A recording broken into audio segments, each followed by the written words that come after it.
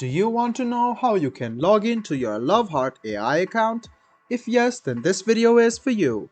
Hello and welcome to AI Basics. It's your host back again with yet another interesting tutorial video. In this video, I'm going to teach you how you can log in to your Heart AI account. Go ahead and open Chrome or Edge browser on your PC. Go to the Google search bar and then search for Heart AI login. Click on the first link which appears on your screen and it will take you to this login portal of Heart.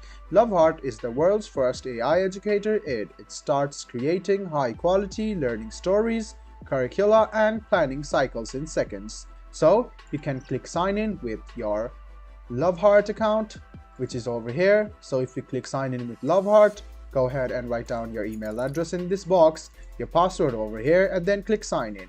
This way, you can using your Heart account to sign into your account.